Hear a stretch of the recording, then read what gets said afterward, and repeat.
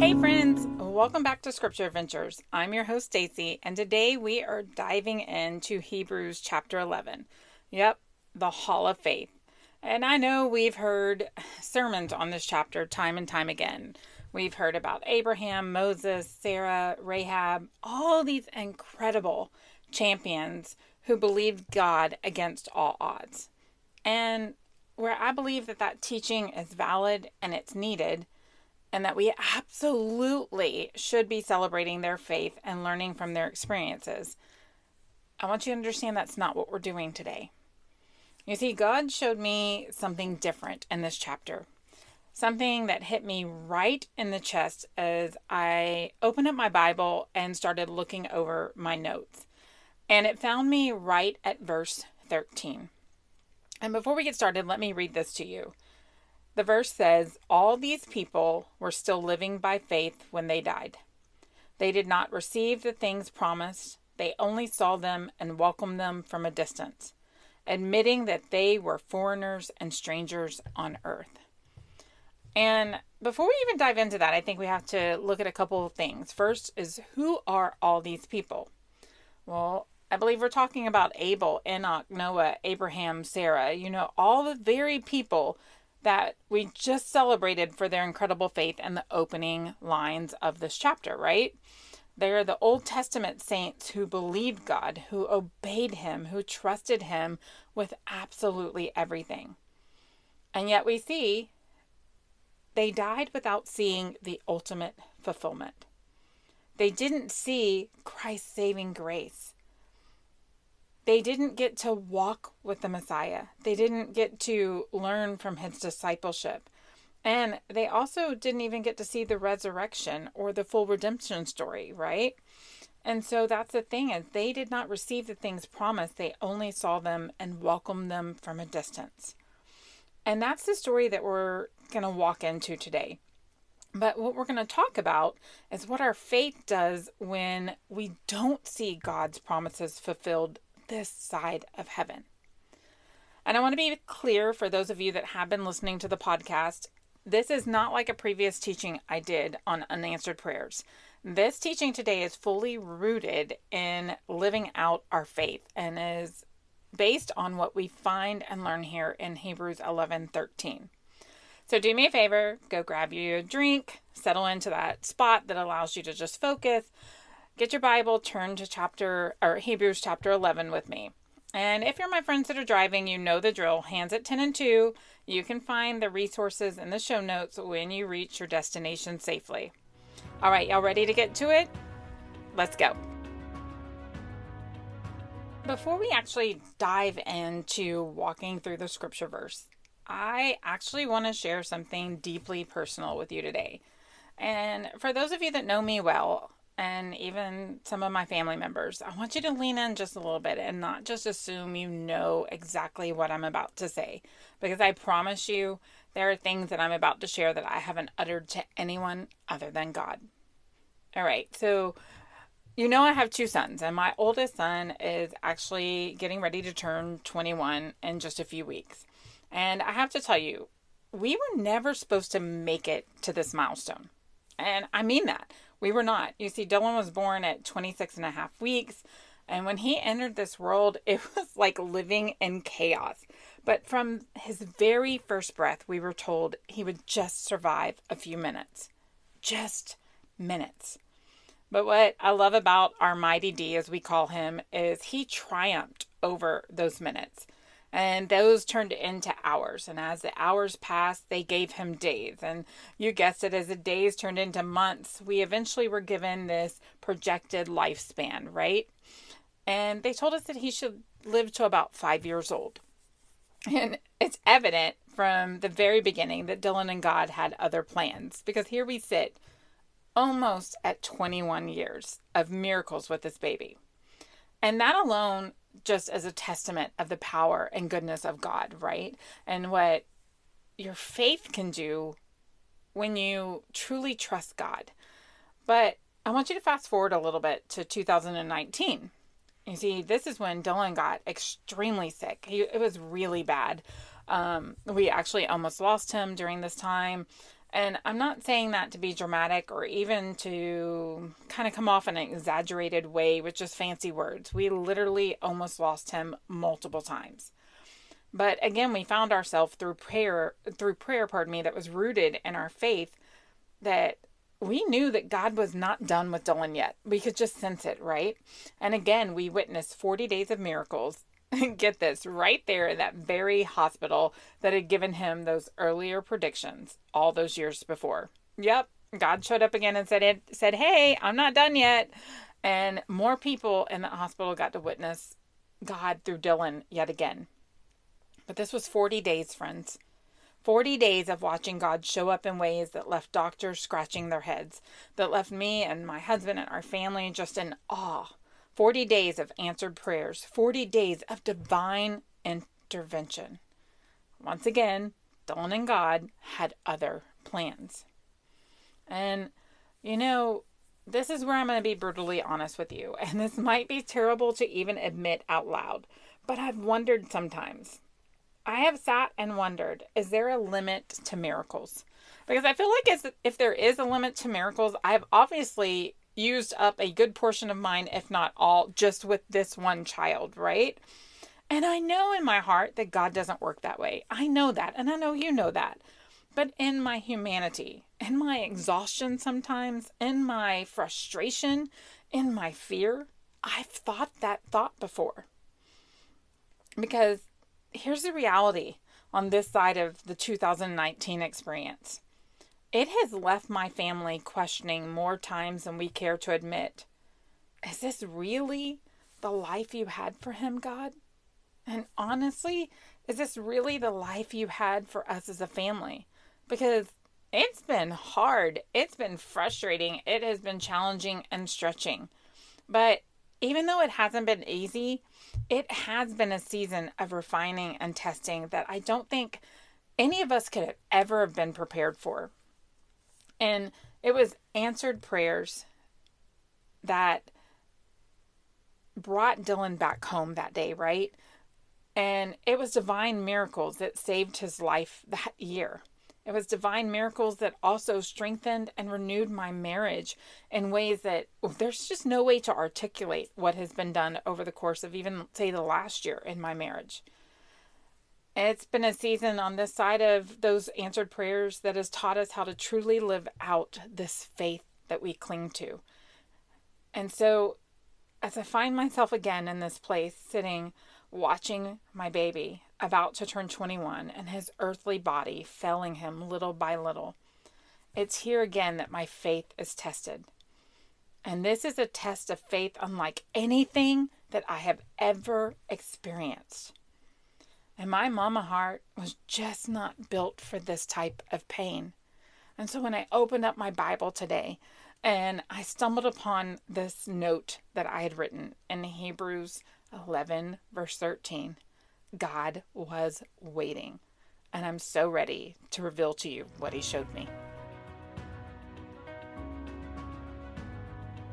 So when I saw that note that I had left written next to Hebrews 11:13, I quickly realized that it was rooted from something I had read in the commentary within my Bible. And I want to read that to you. It says, these Old Testament saints, they died with the faith that God had something better in store for them. In their lifetime, they did not see the final promised blessing of the redeemed. We believers today must also persevere in faith and trust in God, even when we do not see all of God's promises fulfilled in our lives.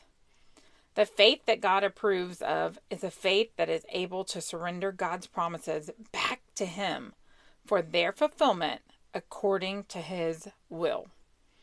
And I could not do anything other than write wow across my Bible, because this hits deep, doesn't it? Because think about this on a personal level. Like for me, I know what God's promises tell me. Especially just think about how they pertain to Dylan. I know that one day that he will have a perfect body. I know that one day he will no longer need to rely on others for all of his needs, that he will no longer face the medical complexities that plague his body and ours, right? He will walk, he will talk, and oh my gosh, he will laugh in such a way that will bring this mama to her knees in adoration and thanksgiving. I know these promises are true, and I'm sure you do as well. But here's the question that still kind of hangs over me. Well, I see them fulfilled on this side of heaven. Just like the question that lingers in my soul of when will I see the Messiah? And that's where God stepped in and is teaching me something through Hebrews 11. He's telling me that I must absolutely have a faith like those in the Hall of Fame, a faith that mirrors that of their Old Testament saints, the very people who did not receive what was promised in their earthly lifetime. They did not see the Messiah's birth. They did not walk with him and sit under his teaching. They did not witness his death, burial, and resurrection. But that did not stop them. It did not stop them from living a life that was fueled by this faith, this amazing faith. A faith that looked past their futures and into eternity. This faith is one that looked past their wants and desires. Get this, it looked past all that and looked into the desires of a faithful and true God. That is faith at its deepest level. And let me show you what Jesus actually modeled for us and how it pertains to what we're learning. If you turn to Luke 22:42, Jesus is in the Garden of Gethsemane and he's facing the cross, right? That's what's next up in his future. And he prayed that day, Father, if you are willing, take this cup from me. Yet not my will, but yours be done. This is Jesus, the Son of God. And we find him fully surrendered, face down in that garden, surrendered to the outcome of the Father. He asked, he was honest about his desire. I don't want to do this. But then he surrendered, if it's your will. And that's the kind of faith that God is calling us to, the surrendered faith. James 4, verse 13 through 15 says, Now listen, you who say, today or tomorrow we will go to this or that city, spend a year there, carry on business, and make money. Why? You do not even know what will happen tomorrow. What is your life? You are a mist that appears for a little while and then vanishes. Instead, you ought to say, if it is the Lord's will, we will live and do this or that. Right? And I want to pause here because this phrase, God's will, I think it can sometimes really be misunderstood. And I don't want any of you that are listening to think that God's will means we just wish this prayer into thin air like some cosmic lottery ticket, right? And just hope for the best. So we're praying to hit the jackpot. That's not what we're talking about here when James was saying that. God's will is for us to prosper. His will is for us to flourish, to thrive, to live abundant lives that bring glory to him, right? John 10:10 says that Jesus came that we might have life and have it abundantly. That is the heart that God has for us. That is his will. But his will also includes his timeline, his methods, and his bigger picture that we can't always see from our limited perspective. Listen to what Proverbs 3 verses 5 through 6 remind us. Trust in the Lord with all your heart and lean not on your own understanding. In all your ways submit to him, and he will make your paths straight. And I feel like there's this tension where we live. And I think that Peter kind of helps us understand that tension. Listen to Peter 3:8. With the Lord, a day is like 1,000 years, and 1,000 years are like a day. It's obvious that God's timing is nothing like ours, right? And what about, I think it's Habakkuk 2:3. It says, for the revelation awaits an appointed time. It speaks of the end and will not prove false. Though it linger, wait for it. It will certainly come and will not delay.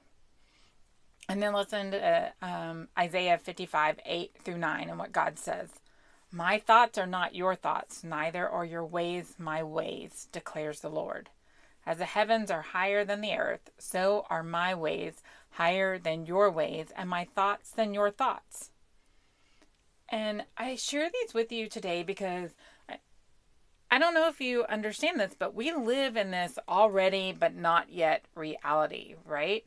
Romans 8:24 through 25 captures it pretty perfectly, in my opinion.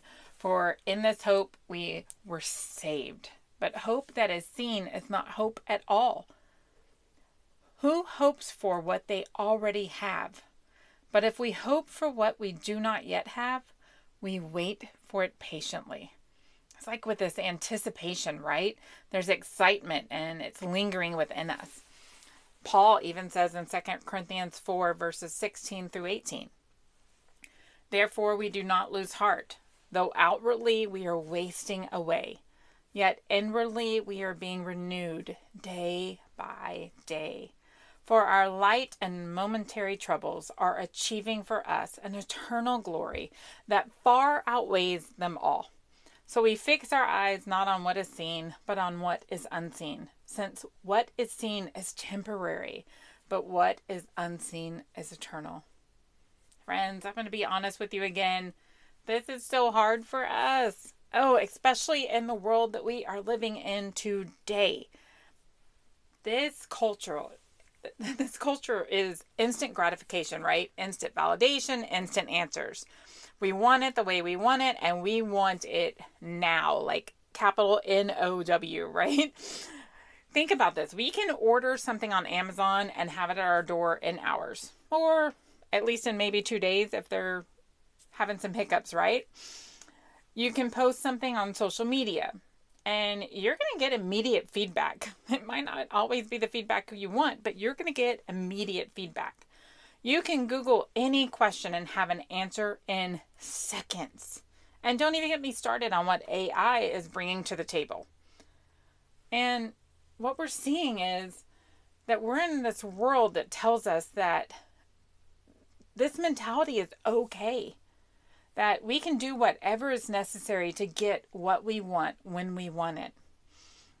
But that is not a godly mentality. Friends, that's not even a heavenly one. Galatians 6:9 tells us, let us not become weary in doing good, for at the proper time we will reap a harvest if we do not give up. Hebrews 10:36 says you need to persevere so that when you have done the will of God, you will receive what he has promised. This is where we find our hope to continue to have a faith like these Old Testament saints. This is the answer. This is the way we cling to it and we root our faith in something that is greater than our feelings.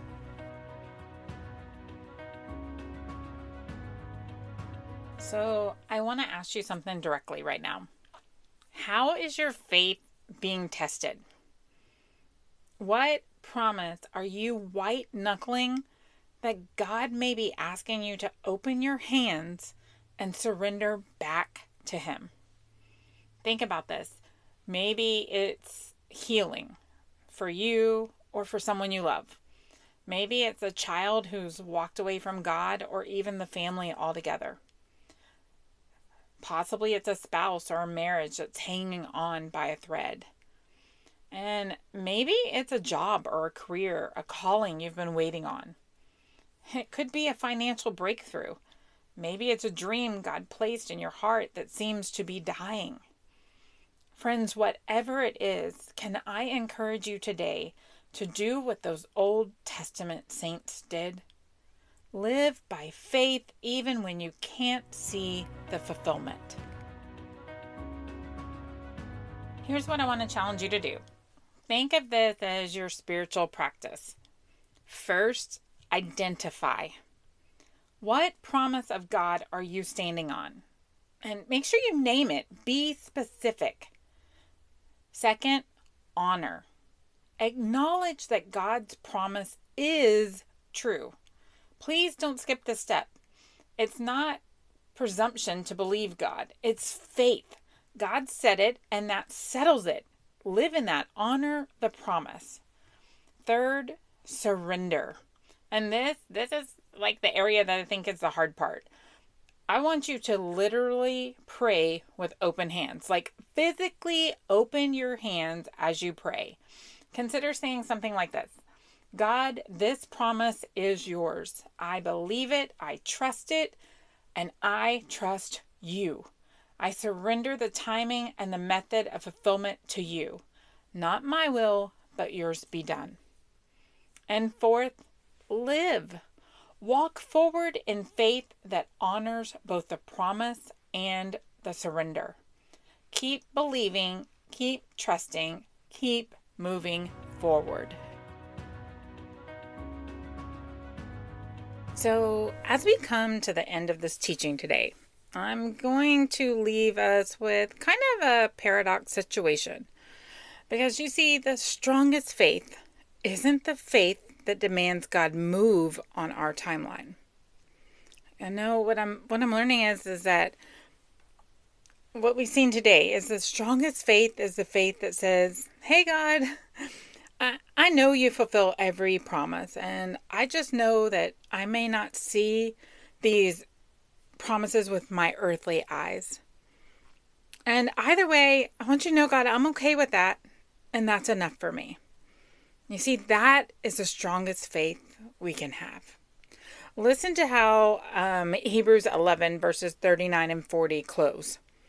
It says, these were all commended for their faith, yet none of them received what had been promised, since God had planned something better for us, so that only together with us would they be made perfect. Now, that is pretty amazing. God has something better planned. And y'all, sometimes that better, it is beyond what we can see or even imagine in this lifetime. It's just sometimes hard for us to let go of what we think is best, right? And so as I sit here and I think about my mighty D turning 21, as I struggle watching his little earthly body fail him, I'm learning to hold on to these two truths at the same time. And that is the paradox. That's where we see, I have to truly believe that God can heal him completely right now, today. But I also trust that if he doesn't, if I don't see that perfect body on this side of heaven, that God is still good, y'all. His promises are still true. And one day, whether here or in heaven, I will see my son whole. And that, friends, that is what I wanted to share. That's what I wanted to teach on today. That is why we're here. I wanted to be here to give you permission to do something. You see, we don't often allow ourselves to do this.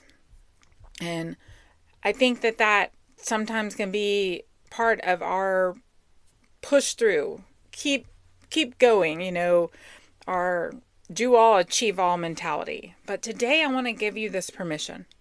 You can grieve with faith. You can hurt while hoping. And you can ache while trusting. Because you can be honest about how hard it is while still honoring God's goodness. Think about Jesus and how he wept at Lazarus' tomb, even though he knew he was about to raise his friend from the dead. He's modeling that grief and faith can coexist. Pain and trust can live in the same heart. So whatever it is that you might be waiting on today, whatever, promise you're clinging to, whatever test of faith that you're walking through right now, I want you to know you are not alone. You are in good company, the company of the champions of Hebrews 11. You're in good company with everyone who has ever had to surrender their timeline to God's. You're in good company with me.